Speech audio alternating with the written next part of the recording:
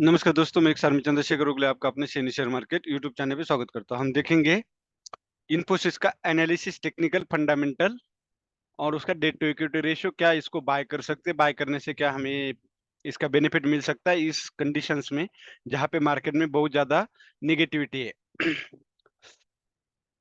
Video को पूरा का पूरा देखिए, ठीक से देखिए, जिससे कि आपको सीखने को भी मिलेगा कि स्टॉक लेने से पहले हमें किन चीजों पे फोकस करना चाहिए, अ, कौन से पैरामीटर पे हमने ज़्यादा ध्यान देना चाहिए। सबसे पहले हम देखेंगे कि इन्फोसिस का फंडामेंटल एनालिसिस। फंडामेंटल एनालिसिस में क्या आता है? अगर आप यहाँ देखोगे तो एक रेड फ्लैग जो होता है, क्या कंपनी का रेड फ्लैग जो होता है, वो जो कंपनी का फाइनेंशियल डाटा देख के उसको फ्लैग में डाला जाता है, तो वो लो है लेकिन ग्रीन है।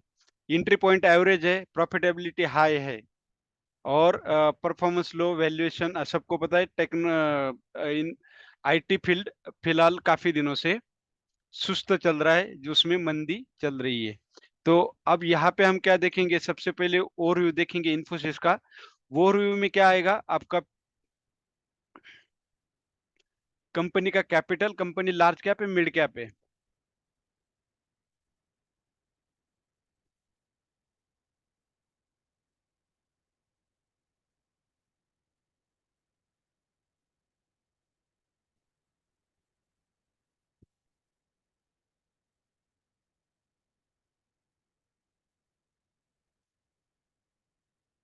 सबसे पहले हमने देखना है कि पी रेशियो 23.12 है, होना चाहिए 15 के आसपास। लेकिन इतना तो चलेगा, क्योंकि इतना कम 15 वाली कंपनी मिलना बेहद ही मुश्किल है। प्राइस टू बुक रेशियो 6.86, मतलब आप कितना गुना पे कर रहे हो? 1 रुपए की चीज के लिए आप 6 रुपए पे कर रहे हो, ये प्राइस टू बुक रेशियो दिखाता है। सेकंड, कंपनी का अगर कैपिटल आप देखना चाहोगे तो 6,06,591 करोड़ है। लार्ज कैप कंपनी, इन्फोसिस के बारे में सब जानते हैं, ज्यादा बताने की जरूरत नहीं। सबसे पहले फोकस देने वाली बात यह है कि जो P ratio, price to book ratio हमने देख लिया है उससे पहले, उसके बाद हमने देखना है कि मंथली रिटर्न्स कितना दिया है। मंथली और ईयरली रिटर्न्स अगर बहुत ज्यादा दिया है तो हमें एक कंपनी से मंथली ज्यादा ज्यादा 5 या 10% अनुमान रखना चाहिए, और ईयरली में हमने ज्यादा ज्यादा 25 से 30% अनुमान रखना चाहिए। अगर देखा जाए तो ईयरली 15% ही रिटर्न्स दिया है, तो इसका मतलब हम एंट्री कर सकते हैं, क्योंकि बहुत ज्यादा रिटर्न्स दिए नहीं काफी दिन से। ये टेक्निकल आईटी फील्ड वैसे रिसेशन में चल रहा है। अभी फाइनेंशियल अगर हम देखते हैं तो फाइनेंशियल में हमने क्या देखना है कि कंपनी का रेवेन्यू, मतलब कंपनी का सेल कितना हो रहा है प्रोडक्ट, और दूसरा कंपनी को प्रॉफिट कितना मिल रहा है। क्या उसमें प्रॉफिट मिल रहा है लेकिन ग्रोथ है? केवल प्रॉफिट होने से काम नहीं चलेगा, तो ग्रोथ भी देखना बेहद जरूरी है। अगर हम ईयरली रेवेन्यू देखते हैं तो आप देख सकते हो ए 123, 22 में, 23 में, 24 में आपको ये दिखाई देगा। आप पॉज करके वीडियो देख सकते हो। ये कंटिन्यूअसली बढ़ता गया है। टीटीएम ट्रेलिंग 12 मंथ, मतलब अगले 2025 के लिए उन्होंने सेम रखा है। सेम रखा है मतलब थोड़ा सा अप डाउन हो सकता है। नेट इनकम अगर आप देखते हो तो आप देख सकते हो कंटिन्यूअसली नेट इनकम भी बढ़ता गया है। सिर्फ टीटीएम में उन्होंने थोड़ा सा कम दिखाया है। और और क्वार्टरली अगर हम देखते हैं तो इसमें भी हमें कंटिन्यूअसली ग्रोथ नजर आती है।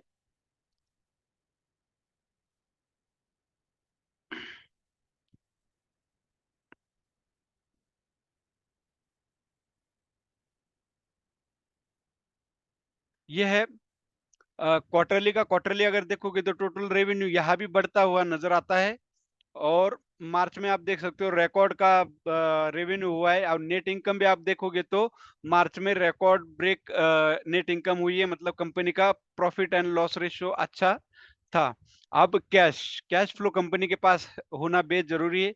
अगर आप यहाँ देखते हो तो कैश फ्लो भी कंपनी के पास अच्छा है।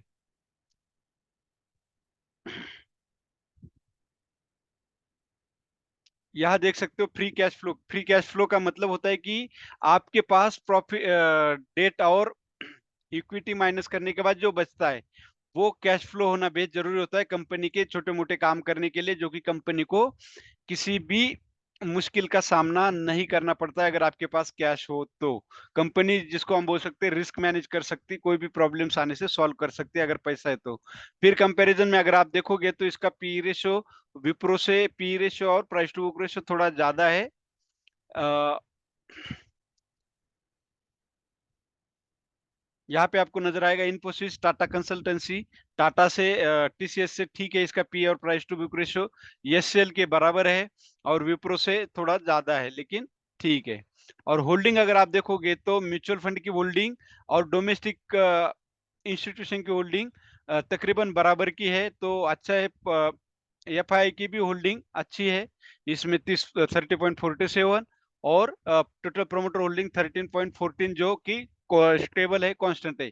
इसके बारे में अगर हम बात करें म्यूचुअल फंड होल्डिंग या एफआई होना बेहद जरूरी क्यों है, इसका होना मतलब क्या है, उनका जो एनालिसिस होता है वो टेक्निकल भी होता है, फंडामेंटल भी होता है, रिस्क मैनेजमेंट भी होता है और रिसर्च भी होता है पूरे दुनिया का। तो इसलिए अगर म्यूचुअल फंड की होल्डिंग है तो समझ लो थोड़ा-सा हमारे लिए ठीक है, क्योंकि उनका एनालिसिस बहुत ही ज़्यादा होता है। उनके पास तो बहुत बड़ी टीम होती है, इसलिए उस पे भरोसा करना चाहिए। अगर डेट टू इक्विटी रेशियो देखो तो डेट टू इक्विटी रेशियो क्या होता है?